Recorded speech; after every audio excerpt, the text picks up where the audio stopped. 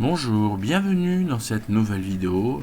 Merci de vous abonner, c'est gratuit et ça me permettra de pouvoir continuer ces vidéos.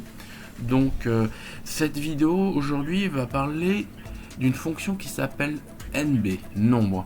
Donc déjà je rentre dans mon fichier Excel et dans cet exemple nous avons quoi? C'est un tableau qui reprend le nombre d'heures que fait chaque personne tous les jours de la semaine.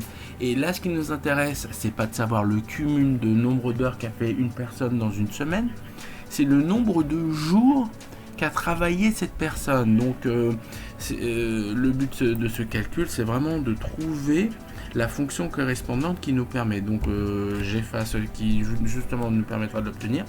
Et nous allons le faire nous-mêmes. Donc là on va commencer par Pierre. Pierre a travaillé 4 jours, il a travaillé donc 32 heures, mais nous ce qu'on a besoin de savoir c'est combien de jours par semaine il a travaillé.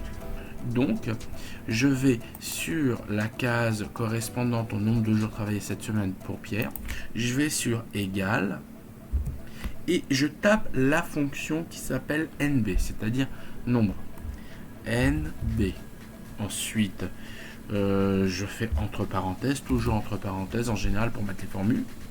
Et je démarre de lundi jusqu'à dimanche inclus. Je ferme la parenthèse et je fais entrer. Et vous voyez le résultat. Il me donne le nombre de jours. Il dit 4. C'est le but de cette fonction. Donc ça a marché. Ensuite, il faut que je l'applique aux autres. Et ce que je vais faire, c'est que dans la cellule, je vais me mettre en bas à droite, comme on a pu voir déjà plusieurs fois dans d'autres vidéos, et je fais glisser à partir du clic gauche que j'ai appuyé jusqu'à que j'atteigne Jacques, le troisième prénom, et voilà.